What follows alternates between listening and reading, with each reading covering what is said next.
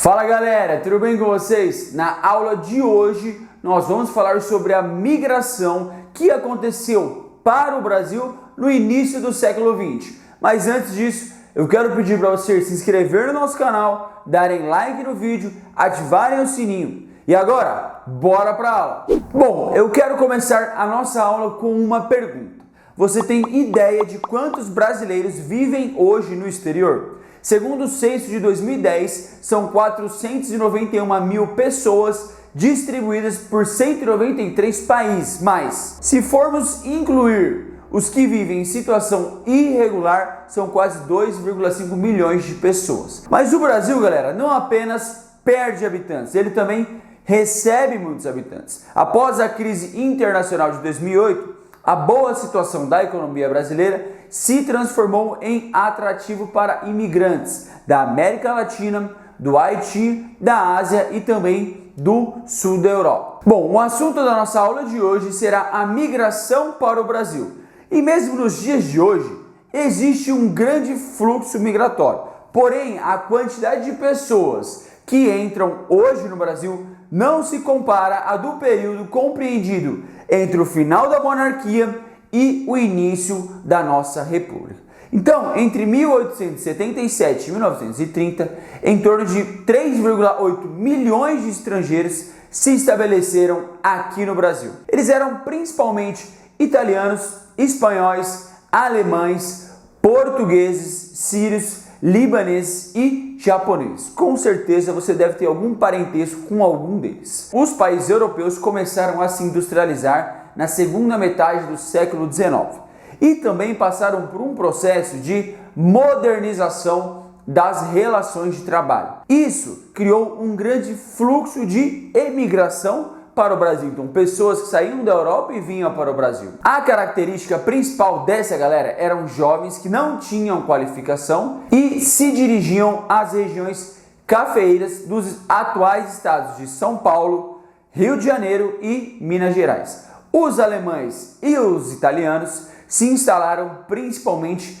na região sul do Brasil. Bom, quando eles chegaram aqui, os imigrantes faziam trabalhos na lavoura, só que ainda assim eles eram muito pobres e sofriam muito com a exploração da sua força de trabalho. Por conta dessas condições de trabalho no campo brasileiro, muitos deles deixaram o campo e seguiram para as cidades, onde tentaram se estabelecer trabalhando ali no comércio ou na indústria. O Brasil estava começando a se industrializar. Nesse momento, no início do século XX, o Brasil está vivendo um processo de expansão da economia cafeeira. E em um primeiro momento, isso foi também um atrativo para os imigrantes europeus. Mas além disso, galera, a gente precisa lembrar que o café vai ser essencial no desenvolvimento da economia industrial brasileira. Então, desde os últimos anos do Império, parte dos capitais que eram gerados pela economia cafeeira passaram a ser aplicados na indústria brasileira e também em outras atividades. Então, a relação entre a lavoura cafeeira e a indústria explica porque as principais regiões produtoras de café são principalmente São Paulo e Rio de Janeiro, que vão liderar esse processo de expansão industrial e também vão desenvolver, por conta da indústria, uma infraestrutura que dê conta de toda essa produção. Ou seja, galera, era necessário construir ferrovias, portos, companhias de navegação, estradas, produção de energia elétrica, enfim, toda a infraestrutura que uma indústria demanda. Bom, esses investimentos todos que eu acabei de falar eram extremamente caros.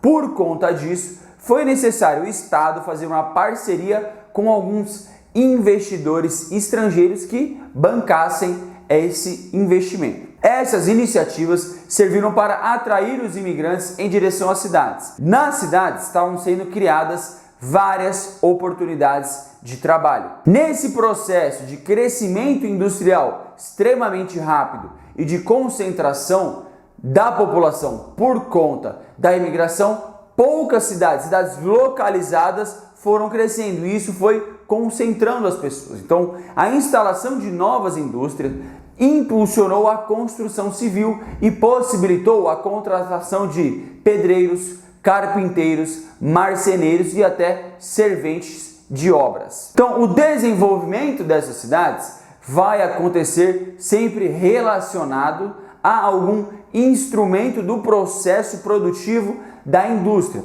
Um exemplo, a cidade de Santos cresceu por conta do desenvolvimento do Porto de Santos. Além disso, como existiam muitas pessoas habitando a mesma cidade, dentro dos centros urbanos foram sendo criadas demandas por bens de consumo não duráveis. Um exemplo deles são os alimentos, os tecidos, sabão, bebidas, calçados e chapéus. Então, a produção de bens ali de consumo doméstico foi a base da nossa nascente indústria. Então, eram bens ali bem básicos do dia a dia. Então, apesar de todo esse período de avanços e desenvolvimento econômico, essa expansão das cidades não veio acompanhada de um planejamento público de uso e ocupação do solo. O que ocorreu foi exatamente o contrário, galera. As cidades passaram a ser ocupadas de maneira irregular. Uma das cidades que possuiu esse crescimento desordenado era a cidade do Rio de Janeiro, a famosa cidade maravilhosa que nós chamamos hoje. Então, em 1902, Rodrigues Alves assumiu a presidência da República e propôs a reforma e a modernização do Porto do Rio de Janeiro. Bom, o Rodrigues, o presidente lá, nomeou o engenheiro Francisco Passos, que tomou posse como prefeito do Distrito Federal. Então, naquela época, a capital do Brasil era no Rio de Janeiro. O Pereira Passos, em parceria com o governo federal, passou a remodelar a estrutura material da cidade, com o plano popularmente conhecido como Bota Abaixo. Esse plano continha demolição de prédios, abertura de avenidas, prolongamento de ruas, reforma do calçamento, arborização e ajardinamento das praças. Esse modelo de urbanização, galera, encareceu o preço de vida na região central do Rio de Janeiro. E isso vai prejudicar e obrigar a população mais pobre da cidade do Rio a se deslocar para as periferias da cidade e também a construírem casas em áreas de risco. Então, esse modelo de reurbanização do Rio de Janeiro e de São Paulo foi seguido pelas demais capitais brasileiras da época. Dessa forma, a população pobre foi expulsa das áreas centrais e nobres das cidades e empurradas para as áreas periféricas, certo? Onde os serviços públicos são praticamente inexistentes. Certo, galera? Bom, essa foi a nossa aula de imigração e de ocupação do espaço de hoje. Eu espero que vocês tenham gostado e até a próxima.